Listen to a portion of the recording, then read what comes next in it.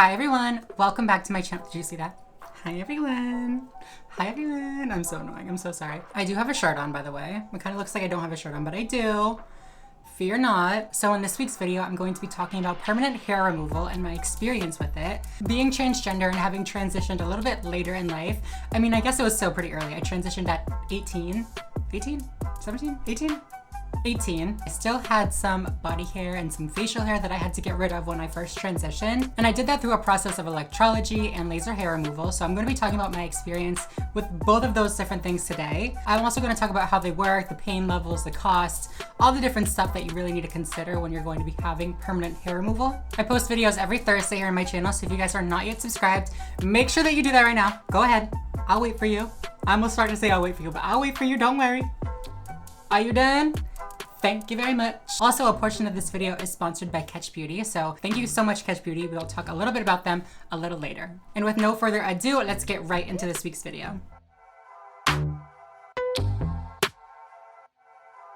So before I talk about the ways that hair can permanently be removed, it's important to first know how hair grows on our body, like the way that it grows, the cycles that it goes through to grow. Unlike other mammals, humans do not shed seasonally or, depending on the weather or anything like that. We are constantly going through 3 different cycles of hair growth, and all 3 cycles are happening simultaneously. So some hairs are in one cycle, other hairs are in the second cycle, and other hairs are in the third cycle. So it's really just all over the place. So the first phase is called the anagen phase, which is the growing phase. So in this phase, the hair is still attached to the root, but you can also see it out of the skin. For body hair, the anagen phase lasts about 2 to 3 weeks, but for hair on your head, it can last years. That's why hair on your head grows so much longer than hair on your body or like on your eyelashes or something. And the anagen phase is the target phase that you want to treat your hair follicles in. So when you're having laser hair removal, when you're having electrology, whatever it is, you want your hairs to be in the anagen phase because that is when it's going to be effective. So the second phase is called the catagen phase, and this is the beginning of shedding. So during this very temporary stage, the hair is no longer attached to the follicle or the root,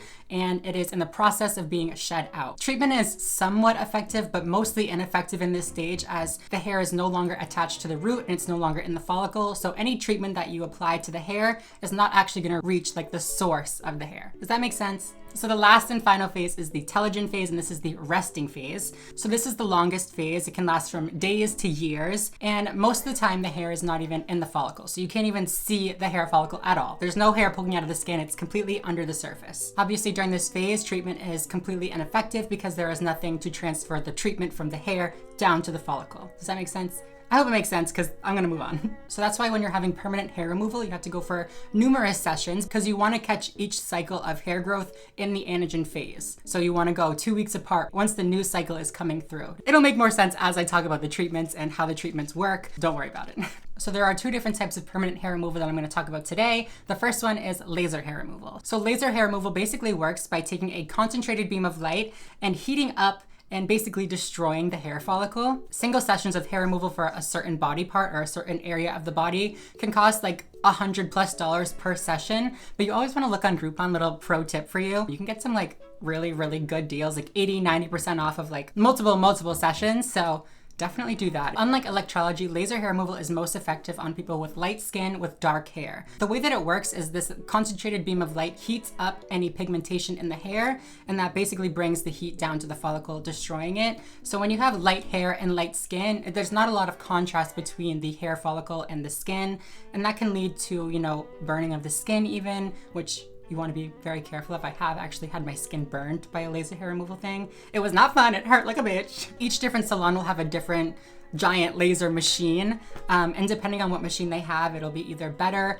or less effective for the type of hair that you have in combination with your skin tone. Personally, when I first started my hair removal treatment, I don't even know what laser they were using, but I do know that it was super painful and it was not that effective. So there is definitely a difference between the lasers that the people use.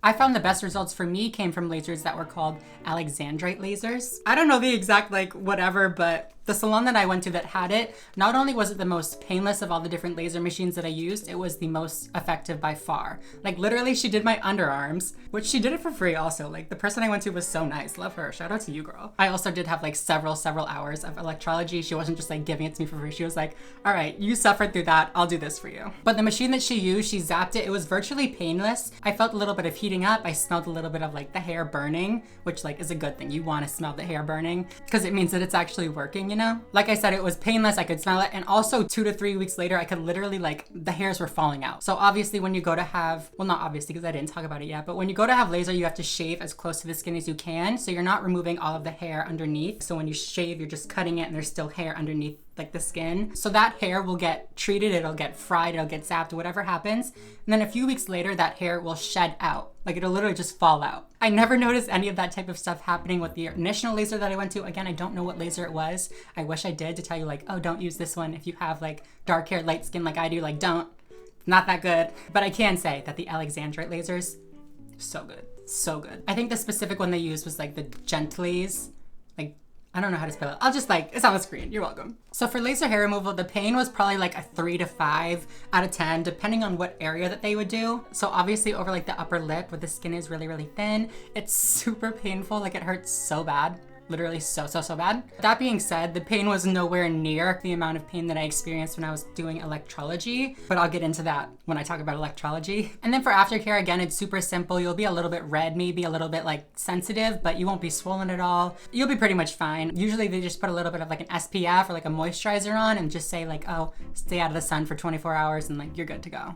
Like I mentioned, I did have a little bit of a burn one time from laser hair removal. I think it was because she went kind of high where I had like just peach fuzz.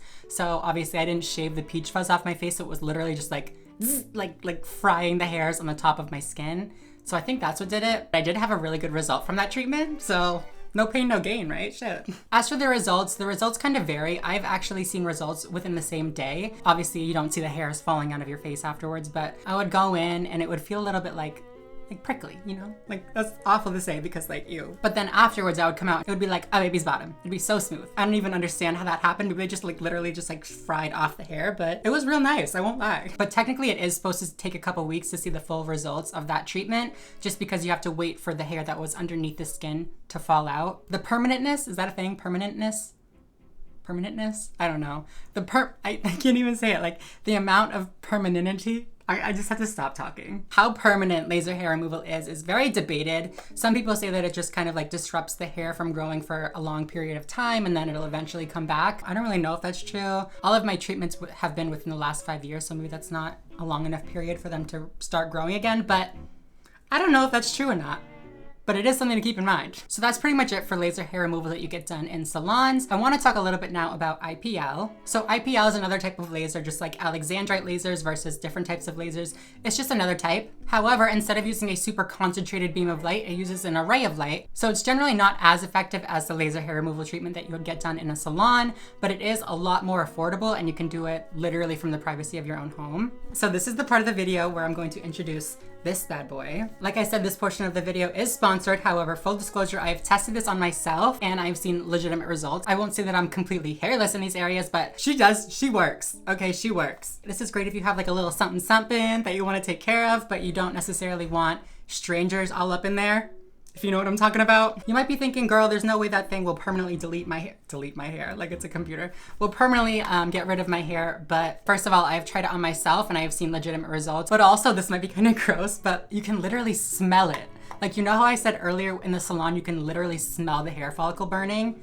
Bitch, you can smell this shit working. Like I was like, all right, yeah, it could just be like heating up. It could just be like zapping me or like shocking me or something, but I don't think so. I mean, maybe they're fooling me and they got like a scented something in here to smell like burning hair, but I think it works. Okay, so I plugged it in and as you can see, this little green light is flashing. So what I'm gonna do is I'm just gonna hold it for like a second. You hear it?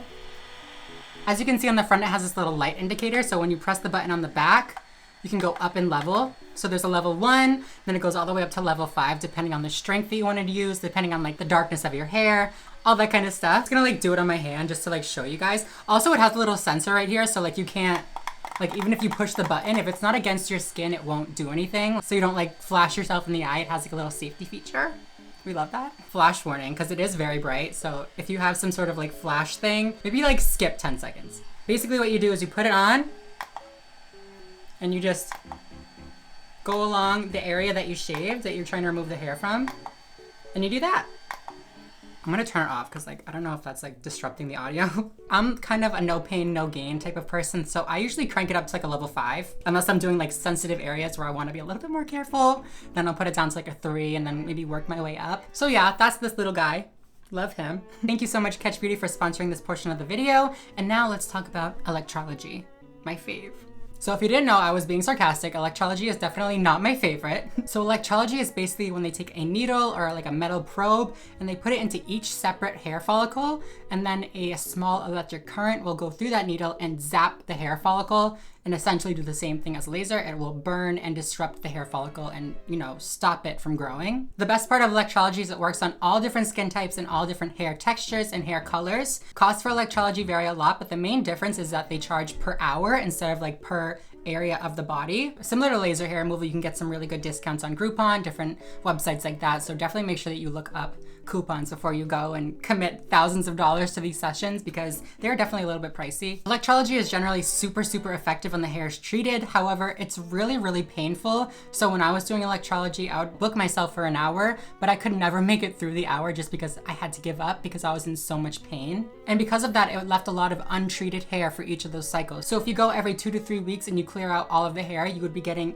each anagen phase, you'd be wiping all of them out. So eventually when those cycles were to come back up, you would have no hairs coming back up. But since I had to quit halfway through each time, the hairs never completely went away. Yeah, it might have been reduced because I treated some of the hair follicles, but then, you know, 4 months later, however many months later, when that same cycle reappears, there's still so many hairs that were untreated that are now coming back through, and I have to keep going and keep going and keep going. And because of that, the number of treatments that people have for Electrology is generally a lot higher than it is for laser hair removal. So I don't know if I mentioned, but laser hair removal, you generally are gonna have 4 to 8 sessions, up to 12 sessions if, like I said, the laser is not as effective on you. But with Electrology, the average is from 8 to 12 sessions. And I believe that's because people usually cannot clear their whole entire face or the whole area in one sitting. For trans people or people with a lot of hair that they want to clear and they want to make sure that all of it is clear, you can actually do like lidocaine injections or like inject some sort of numbing agent into the area beforehand to make it like bearable. I actually had this done a couple times on both my face and like my lower area before I had my bottom surgery. I actually had it done after my trachea shave. So if you watch my trachea shave vlog from a few years ago, you'll see me like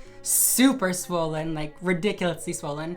And that's because they spent literally 3.5 hours zapping each specific hair on my face. Each like individual little hair follicle was being zapped and plucked out with tweezers, and it's just, it was a lot. It was painful. I've also heard of people going to electrologists that are somewhat close to like a dentist office. So before they go and have a few hours of Electrology done, they can stop in by their dentist, and their dentist can give them some like lidocaine shots or some numbing shots or whatever they do. And then, you know, they're good for their treatment. There are some places that will actually give you the shots like in the same building, but that's not generally, like, it's not generally something that they do. So the preparation for Electrology sucks. I hated preparing for Electrology, and that's simply because you have to grow your hair out. They need to have a hair follicle to grab onto with tweezers to be able to like stick the needle in, you know? So you have to give them a little bit of length with the hair. And especially for a trans woman with dark facial hair, it was brutal having to grow my facial hair out for even 5 days before I went in. So that's just another reason why I preferred laser hair removal. I mean, I guess if you have lighter hair, growing it out wouldn't be as obvious, but for me, as somebody with really dark hair, it was just miserable. After you have Electrology done, you're gonna be super like raw and sore because they're literally sticking needles into each one of your hair follicles. To be fair, they are like microscopic needles. They're very tiny, like you can barely see it, but still, you're getting poked a lot, okay? As soon as they treat each hair, they pluck it out, so you're gonna see the results immediately. Overall, my recommendations would definitely be to try laser hair removal first, but be careful not to get like played. Some of these salons can definitely play you, especially if you have like full blonde everywhere. Just don't. It's probably not worth it for you if you have full blonde hair because it's not gonna be super effective. So if they're trying to sell you 12 sessions of laser hair removal for your blonde hair, you might be getting ripped off. Do your research, trying to find a laser that will be effective for you and give it a shot. If you think it's effective, keep going with laser and get as much of that dark hair out as possible. And then I would suggest going in with Electrology afterwards to kind of clean it up. That's what I did anyways, because while most of the hair on my body was really dark, I did have some like red hairs and some blonde hairs that didn't really go away with laser, so I did have to clean those up afterwards with Electrology. But yeah, I feel like I've been talking so fast for like an hour. Thank you guys so much for watching. I hope that you enjoyed it. I hope you learned something. I can't even speak English anymore. If you did, please make sure to give it a big thumbs up down below. It really helps out my channel a lot, so I'd really appreciate it. Also, subscribe if you are not already and you would like to be. Follow me on Twitter, Instagram, all those good things. And yeah, other than that, I think I'm gonna go. Thank you guys so much for watching, and I will see you in next week's video. Bye, guys.